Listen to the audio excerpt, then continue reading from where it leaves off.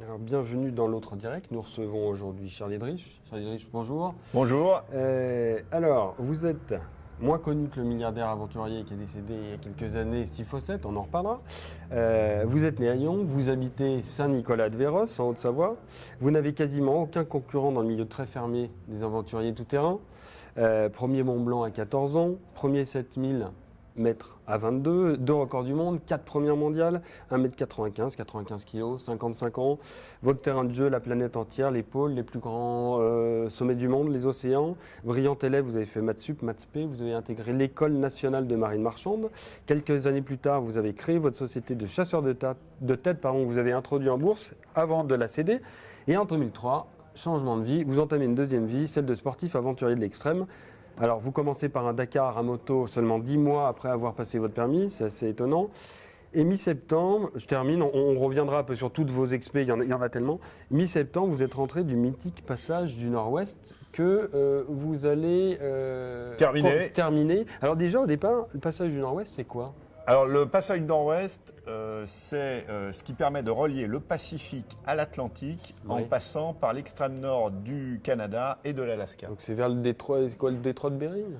Alors le détroit de Bering, ça marque l'entrée dans le Pacifique. Ouais. Et de l'autre côté, c'est mer de Baffin, Groenland. D'accord. Donc vous avez commencé, en fait, en gros, ça se fait en 2 saisons, ce passage du Nord-Ouest. Vous avez commencé l'année dernière. Alors ça se fait en 2 saisons, du moins j'espère le faire en 2 saisons à la rame. À la voile, aujourd'hui, ça se fait en 1 saison. Je l'ai fait à la voile en 2009 à bord du Glory of the Sea, un bateau d'expédition polaire. Donc là, effectivement, on est à la rame, ce qui est quand même nettement plus compliqué. Déjà, est-ce que ça a déjà été fait ou pas ? Alors, à la rame, non, jamais. Donc c'est une première mondiale. C'est une première mondiale. Donc, et bon, il y a eu une tentative de fête.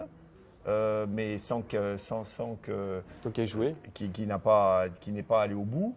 Et là, j'espère bien arriver à boucler ce passage Nord-Ouest cette saison. Comment on... Là, nous, on est tranquillement à Lyon, assis à l'institution. Comment ça se prépare, hein, une expédition comme ça ? Alors, je ne sais pas si je dois le dire, mais bon, tout m'intéresse. Bon, les choses se font très souvent un petit peu par hasard. Là, en fait, bon, je savais que le passage du Nord-Ouest à la rame, il y avait quelques aventuriers qui commençaient à y songer. J'ai eu l'opportunité de récupérer, de racheter ce bateau, qui est un bateau absolument extraordinaire et parfaitement adapté au sujet. Il est en bateau, on parle du rameur. Du rameur, ouais, clairement. Parce qu'il est en Kevlar carbone. Donc, ce qui permet de pouvoir taper dans la banquise, les icebergs, c'est indestructible. Et en plus, extrêmement léger. Et ça fait quoi en termes de longueur ? Vous êtes dans quoi ? Il fait un peu moins de 7 mètres, 160 kg à vide. D'accord. Et ça permet aussi le fait qu'il soit très léger. Ça me permet, quand c'est vraiment nécessaire, de le tracter. Je le transforme en traîneau, je le tracte sur la banquise. Alors voilà, non, parce que là, on parle de rame. Donc, on vous imagine à la rame, sur l'eau. Après, il y a des moments où vous allez vous le tracter. Vous passez des terrains, des passages de terre. Alors, des passages de glace. Alors, il ne faut pas que ça soit trop long. Parce que déjà, à la rame, on n'avance pas très vite. Mais alors, tirer tracter, ça doit être compliqué. Voilà, vitesse de pointe à la rame, c'est aller en km/h, 6 km/h.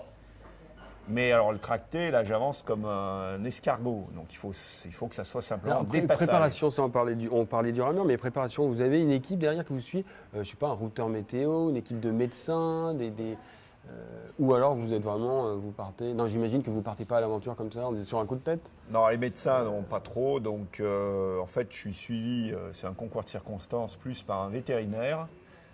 Au début...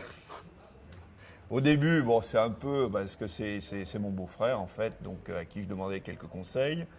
Bon, au début, ça m'amusait de le dire, mais après réflexion, je trouve que c'est pas si mal parce que le vétérinaire, d'abord les études, enfin, sont très très difficiles. Ce sont des gens très souvent très très compétents et en plus ils ont l'habitude de soigner des animaux qui parlent pas. Et d'aller à l'essentiel, donc ils ne sont pas perturbés. C'est un peu votre cas.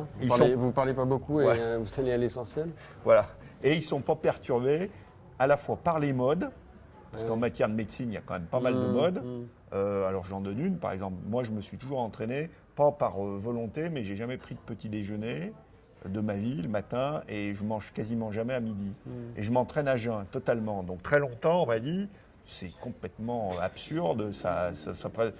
Il faut se sustenter. Voilà. Et puis maintenant, on s'aperçoit qu'il commence à y avoir des articles qui sortent en disant, en sous réserve qu'il faut le supporter, hein, il ne s'agit pas de tomber et de faire un malaise, mais sous réserve de le supporter, c'est le meilleur moyen pour travailler son endurance. Donc un vétérinaire avec vous. Voilà. Il y a... Alors il y a aussi, donc très très important, j'ai un routeur, Michel Melnet, pour cette expédition. Ouais. Donc ça c'est essentiel parce que je lui délègue totalement. Mais alors vous me disiez tout à l'heure, avant de commencer l'émission, que routeur dans cette partie, c'était un peu compliqué d'arriver à avoir une météo très fine. Alors pour ce qui est des glaces, là, il arrive avec des photos, des images satellites, à avoir une très bonne vision de ce qui se passe. Par exemple, là, il va me donner le taux de départ. Donc, en fait, 2 jours avant, la possibilité de circuler, parce qu'actuellement, c'est totalement gelé. Donc, j'attends que ça fonde, puis il va me donner le top départ, et puis 2 jours après, je suis sur zone. C'est quoi, moi je ne connais pas, les auditeurs non plus, les téléspectateurs non plus.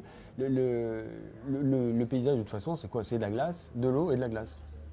Alors, c'est très différent. La première partie, détroit de Bering, nord de l'Alaska, c'est tristounet, on va dire, comme paysage. Non, alors, c'est quoi tristounet? Alors, c'est beaucoup de brume. Ouais. Des terres, pas toujours, mais assez souvent assez plates, gris, il pleut tout le temps, très souvent. Ça donne envie comme ça. Des coups de vent, etc. Bon, la deuxième, donc la deuxième partie, parce que le passage du Nord-Ouest, donc je l'ai déjà fait à la voile, donc j'ai vu comment ça se passe. La deuxième partie est très différente. Des glaciers qui tombent dans la mer, de la banquise, les icebergs. Ouais. Banquise et iceberg, c'est pas la même chose. Hein. Ouais, banquise, c'est la mer qui gèle, et iceberg, c'est les glaciers, c'est de l'eau douce.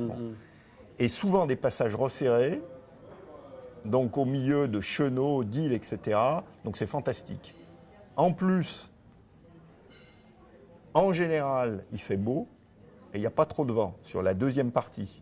D'accord. Parce que les dépressions. Donc ça, c'est ce que vous allez faire, sa deuxième partie. Donc en gros, en théorie, vous avez fait le plus tristounet, comme vous dites. Là, vous allez faire le plus sympa. Et en principe, moins de tempêtes, moins de coups de vent. Moins de tempêtes. Alors ceci dit, parce que voilà, ça fait partie, c'est l'environnement qui est quand même un environnement, on va dire, où logiquement, l'homme n'a rien à faire là-bas. Je dis logiquement parce qu'il y a quand même des populations inues. Si, sur le zone, oui, il y a quelques petits villages. Nous, on va penser, la dernière fois qu'on s'était rencontrés, on va penser aux baleines, aux orques, aux belugas, aux ours blancs. Oui. C'est ça le risque majeur ou c'est plutôt de se renverser et tomber à l'eau? Non, alors, bon, les ours blancs, c'est une réalité. Et dans un premier temps, contrairement à ce qu'on peut imaginer, le fait que la banquise, il y en ait de moins en moins, fait que sur certaines zones, il y en a de plus en plus. Parce que justement, les ours ne peuvent pas circuler, donc ils se fixent sur les points où ils peuvent manger les phoques. Hein, c'est vraiment... Bon, c'est un réel danger, mais il n'est pas non plus, c'est pas un danger permanent. Je suis armé en permanence pour les chasseurs. J'ai du 300, c'est-à-dire j'ai des balles, j'ai toujours une balle engagée dans le canon. Ouais, bon. Ça, c'est obligatoire. Ah oui, les ours. Vous n'amusez pas à partir sans je dirais même pour les connaisseurs. Au début, je partais plutôt dans ces zones avec un pistolet. Mais le problème, c'est que, sauf si vous êtes un très bon tireur, avec la pression, le danger, on est capable de louper un ours à 50 cm. Avec un fusil, on est un peu plus sûr. Là, il ne s'agit pas bien de le louper. Ouais, Non, le danger, les belugas, ça peut, il y a des histoires, mais est-ce que c'est vrai, est-ce que c'est pas vrai? Le beluga, c'est vraiment un chasseur. Si vous êtes sur la banquise, il semblerait qu'il y ait des cas de figure où il est capable de casser la banquise pour vous faire tomber à l'eau et pour vous croquer. Alors, mais c'est quand même le danger et pas. Mais ce qui est étonnant, c'est que vous n'avez pas l'air. Enfin, on se dit, tiens, moi je veux partir avec vous, je vais aller me faire le passage du Nord-Ouest à l'Aral. Ça n'a pas l'air de vous inquiéter plus que ça. Alors après, vous êtes un sportif d'extrême, un aventurier. Oui. Alors, après, dans tout ce que je fais, il y a une dimension, le risque est là. Donc les gens qui me connaissent savent que j'ai un tempérament à tergiverser avant de prendre la décision de partir sur une expédition. Et notamment, j'essaye de mesurer le risque et de voir si j'ai la personnalité, si je suis prêt, si je suis motivé pour accepter ce risque. Alors, par exemple, il y a une expédition, je vais vous donner une expédition à laquelle je ne pense plus, mais j'y ai songé. Donc, j'ai réussi l'Everest par la voie tibétaine. Donc, à un moment, j'ai songé à repartir sur l'Everest pour descendre l'Everest à ski. L'Everest à ski, aujourd'hui, ça reste un exploit. Sifredi. Sifredi, qu'il a descendu en surf. En surf, ouais. Bon, mais après avoir réfléchi pas mal de temps, c'était à ma portée d'un point de vue physique. Je suis déjà monté sur le sommet de l'Everest. Techniquement, ça serait à ma portée de le descendre à ski. J'ai fait beaucoup de ski de couloir, je suis moniteur Il y de a ski. plus de risques? Mais par contre, je ne suis pas prêt à prendre le risque. D'accord. Bon, parce Donc- que c'est au-delà de ce que je... donc- Par contre, une fois que je suis parti sur une expédition, Oui, après, passer à une nord-ouest, bon, après donc, j'accepte et je fais avec. Là, passage, le temps passe très vite. Le passage du nord-ouest, combien de temps? Alors, vous partez quand? Alors je pars dès que la glace commence à me permettre de Donc, circuler, ça va être quoi, d'ici- a priori d'ici 15 fin juin, Ouais, et ouais. puis il faut que je sois sorti, suivant les années, aux alentours de fin septembre. Un peu Donc avant, là, un vous peu allez après. mettre quoi? J'ai 3 mois. Vous avez 3 mois, 3 mois. pour faire combien de kilomètres à la rame? À peu près 5000 km. Sachant que vous avancez, ce qu'on disait, 5-6 km/h. 5-6 km, après il y a quand même les courants qui peuvent aider de temps en temps ou peuvent être contraires, et puis il y a le vent. Là aussi, il faut savoir qu'à la rame, on est quand même très tributaire du vent. Hein. Un vent de 25 km/h de face, on n'avance plus, quasiment plus. J'ai quand même une dernière question à vous poser. Puis de toute façon, un jour, il faudra qu'on réinvite parce qu'il y a tellement de choses dont on parlait, qu'on n'a pas pu aborder. Mais qu'est-ce qu'on ressent quand on est là-bas? C'est quoi? C'est de l'angoisse, c'est de la peur, c'est de l'exaltation, c'est la béatitude suprême, c'est quoi? Bon, Les alors moi je sensations. peux parler évidemment de ce que je ressens. Maintenant, on a tous tous les aventuriers, les alpinistes, des perceptions très différentes. Moi, à la limite, c'est pas très poétique ce que je vais dire. À partir du moment où j'ai pris la décision de partir sur une expé, ma motivation, je suis concentré sur le résultat. Sur le résultat. Donc après, tout le reste, ça fait partie d'un tout. Oui, non, Que mais ça on soit- passe par des on passe Pas par trop, des. non, Ah ouais, non, pas pas trop, trop. pas Ouais. trop. Donc en clair, je réussis, j'ai gagné et entre guillemets c'est le paradis. Quel que soit le motif, que ça soit un pépin physique, un accident, une casse mécanique, une impossibilité, des glaces plus importantes, enfin bon, quelque chose que j'ai pas prévu, je vais pas au bout, j'ai raté et on essaye de colmater le. Bon, en tout cas, nous, la plupart des gens qui nous écoutent, qui nous regardent logiquement juillet-août, ils vont être plutôt au sud, tranquillement, sur le sable, dans l'eau chaude. Donc, on pensera à vous. Et puis surtout, en septembre, vous reviendrez nous voir. Avec nous raconter plaisir. Ça on prendra un peu plus de temps. Voilà, l'eau direct pour aujourd'hui, c'est terminé. Puis on se retrouvera demain avec un nouvel invité qui sera peut-être un peu moins extrême.